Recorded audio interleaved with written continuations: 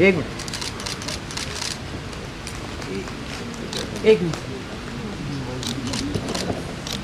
आदर के साथ मंच पर आमंत्रित कर रही हूँ उस शख्सियत को जिन्होंने लोक साहित्य के क्षेत्र और कार्यक्रम आगे बढ़ाते हुए एक बार साहित्यकार रमेश उपाध्याय जी का इंटरव्यू में सुन रही थी, तो वो कह रहे थे कि जब भी मैं किसी पहाड़ को देखता हूँ तो मुझे लगता है कि इसके आसपास जरूर कोई नदी बहती होगी जिसने इसको ये ऊंचाई दी है।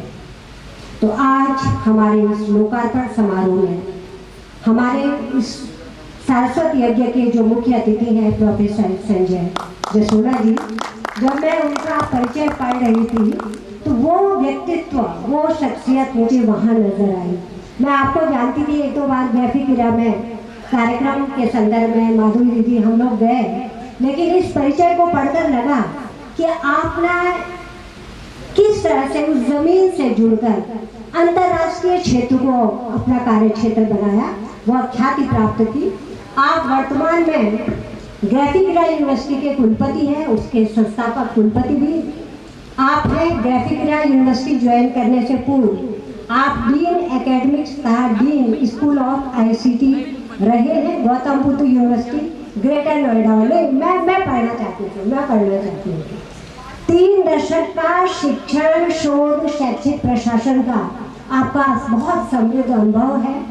ववासन ओपन यूनिवर्सिटी पेनांग मलेशिया में आप फैकल्टी मेंबर रहे हैं। इग्नू दिल्ली में डिप्टी डायरेक्टर भी आप रहे हैं। आपको भारत, UK, मलेशिया, श्रीलंका में open educational resources workshop conduct करवाने का श्रेय भी जाता है। यूनेस्को जैसी संस्था से भी आप जुड़े रहे हैं, आपने सेवाएं दी हैं। 80 से अधिक शोध पत्र राष्ट्रीय अंतर्राष्ट्रीय कॉन्फ्रेंसेस में आपने प्रस्तुत किए हैं। सम्मान, अलंकार बहुत लंबी श्रृंखला है, लेकिन एक का जिक्र करूंगी। डॉक्टर APJ अब्दुल कलाम आजाद जी के निर्देशन में जो मुक्त एवं दूरस्थ शिक्षा का जो कार्यक्रम हुआ, उसमें आपको गोल्ड मेडल दिया गया। तो मैं चाहती हूँ जोरदार तालियां आप दें। और वर्तमान में ग्राफिक यूनिवर्सिटी में आप डिजिटल माध्यम से शिक्षण हेतु सतत प्रयास करते हैं। तो मैं प्रणाम करते हुए इस व्यक्तित्व को आदर के साथ अपना वक्तव्य रखने के लिए आमंत्रित करती हूँ। आपसे हम गौरवान्वित होते हैं, हम प्रेरित होते हैं। आदर के साथ प्रोफेसर संजय जसोला।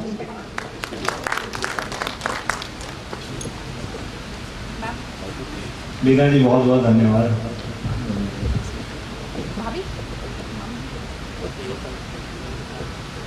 मैं प्रोग्राम तो बहुत सारे करता हूँ और शायद क्योंकि यूनिवर्सिटी में हूँ और ग्राफिक एरा जैसे संस्थान में हूँ, तो प्रोग्राम करना बड़ा रूटीन पार्ट है और दिन में 3-4 प्रोग्राम भी कर लेता हूँ। लेकिन आज जब मैं यहाँ पे आया और मुझे जब विजय जी और सुदीप जी जब बोलने के लिए आए, तो वैसे तो खैर मैं रहता ही नहीं हूँ सैटरडे संडे देहरादून में, लेकिन मैंने इंश्योर करा कि इन्होंने मुझे बुक दी और फिर जब मैंने बुक पढ़ी तो मुझे लगा कि नहीं, मुझे जो है इस कार्यक्रम का जरूर हिस्सा बनना चाहिए। तो सबसे पहले तो अगर फॉर्मल शुरुआत करें तो उस तरह से कर लेते हैं, क्योंकि प्रोग्राम थोड़ा सा फॉर्मल भी है। तो मुझे देख नहीं रहे हैं मुझे।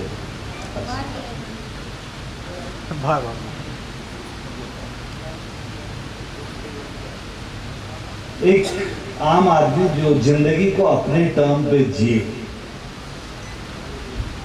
और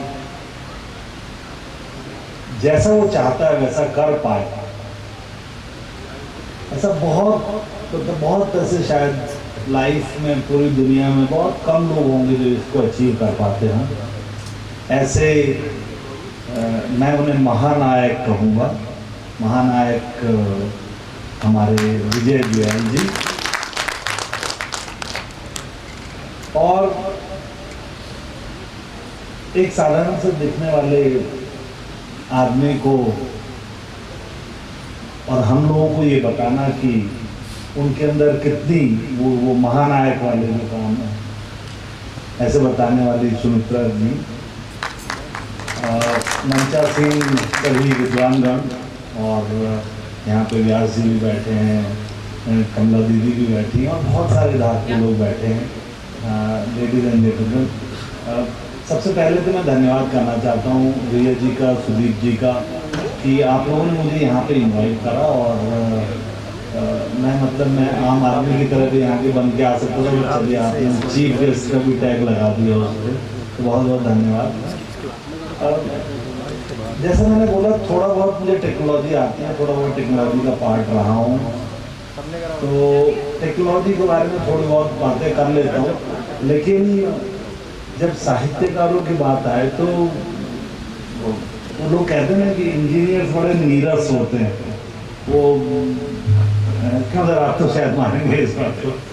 तो मुझे बड़ा अच्छा लग रहा है कि मैं आज बड़े साहित्यविदों के साथ यहाँ पे बैठा हूँ और उनकी बातें सुन रहा हूँ। मुझे बहुत अच्छा, मतलब आई एम रियली डिलाइटेड, बहुत अच्छा लगा कि पिछले शायद तो 3 घंटे होने वाले होंगे शायद, तो इन 3 घंटों में लोग, सभी लोग, और ये भी मेरे लिए बड़ा सरप्राइज है और ये शायद विजय जी के ही व्यक्तित्व का प्रभाव है कि सभी लोग सभी वक्ताओं को बड़े ध्यान से सुन रहे हैं। कोई डिस्कशन नहीं है, क्योंकि मैं जिसके लिए कस्टम्ड हूँ, मैं बैठता इधर हूँ, लेकिन मैं देखता हूँ कि लोग जो है आपस में बातें कर रहे हैं, मोबाइल पर अपना चैट कर रहे हैं या वो कर रहे हैं।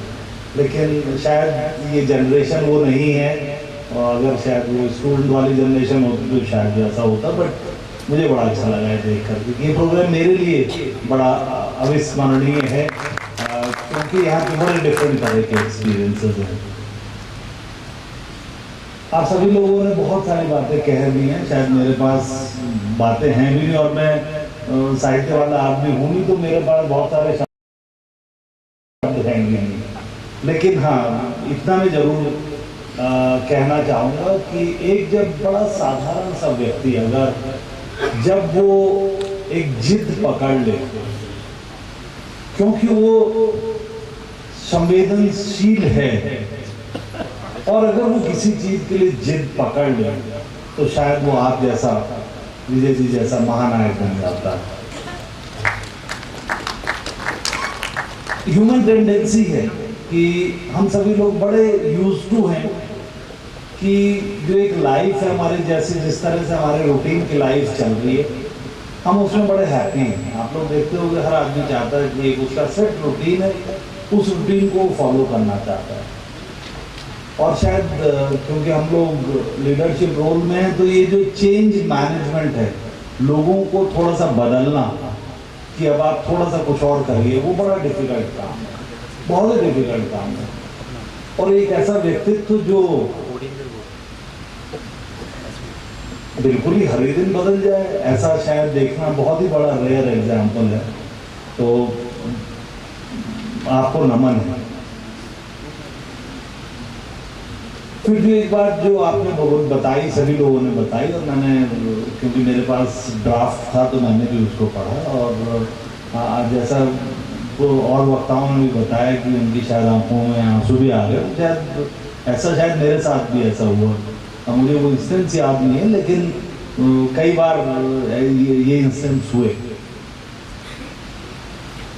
तो पहाड़ में अगर हम 1100 गांवों की यात्रा कर लेते हैं, मुझे नहीं लगता है कि बहुत ही सेलेक्टेड, बड़े गिनती के लोग होंगे जिन लोगों ने शायद इस फीट को अचीव करा होगा। जो पहाड़ में जो रहता है, वो उसने भी शायद इन चीज़ों को नहीं अचीव करा, और धार के साथ जुड़ करके आपने ये काम करा। और क्योंकि आप बड़े संवेदनशील हैं, आपने देखिए एक बच्चे की, एक लड़की की बात सुन करके आप तैयार हो गए, और कि हम ठीक है, चलो बेटी की शादी करेंगे। केदारनाथ वाले प्रसंग में आप जो है बच्चों को आपने आइडेंटिफाई करा, बच्चों को आपने पढ़ाई करवाई।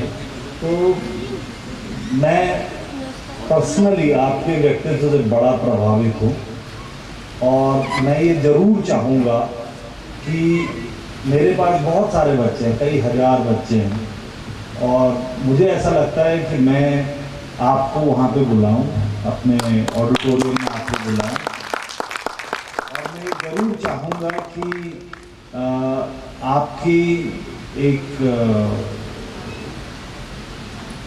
टॉक हो जिसमें कि आप अपने लाइफ के संस्मरण उन्हें बताएं। और फिर मैं ये जरूर चाहूँगा कि मैडम जिन्होंने इतना अच्छा काम करा है, सुमित्रा मैडम ने, उनको भी वहाँ पे बुलाया जाए और उनको हम, क्योंकि जो करने वाला है उसका एक पर्सपेक्टिव है और उनको जो दूर से देखता है उनका एक डिफरेंट पर्सपेक्टिव है।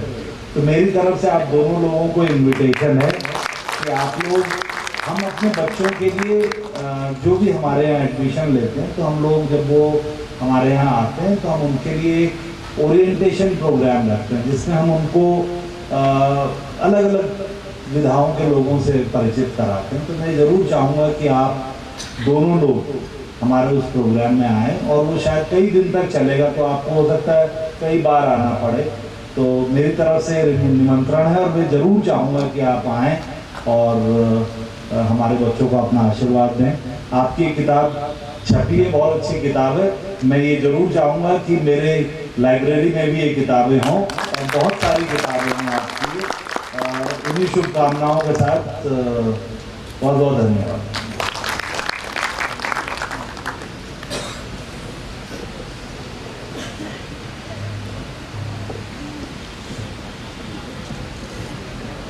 जहाँ भी रहेगा रोशनी लुटाएगा, किसी चिराग का कोई अपना मकान नहीं होता। इन पंक्तियों के साथ मैं प्रोफेसर संजय जसूला जी का बहुत बहुत आभार प्रकट करती हूँ। वो IIT रुड़की, वो दिल्ली यूनिवर्सिटी आपके वक्तव्य में हमें दिखाई दे रही थी, महसूस हो रही थी। ओपन यूनिवर्सिटी में आपका जो योगदान है वो वास्तव में प्रेरित करने वाला है। वो मैंने कहा नहीं कि बहुत बड़ा बायोडाटा था जो मैं पढ़ रही थी, तो मैं स्वयं भी गौरवान्वित हो रही थी कि हमारे बीच का व्यक्तित्व ने इससे अंतर्राष्ट्रीय ख्याति प्राप्त की है। तो एक बार पुनः आपका आभार। और जैसा कि आपने कहा कि हमारा विश्वविद्यालय ये पुस्तकें खरीदेगा, इसी तरह से सोशल बलौनी पब्लिक स्कूल, उनके जो चेयरमैन हैं विपिन बलौनी जी, उन्होंने भी 100 किताबें खरीदने के लिए कहा है। तो मैं चाहती हूँ कि जोरदार तालियां बजें। और अब मैं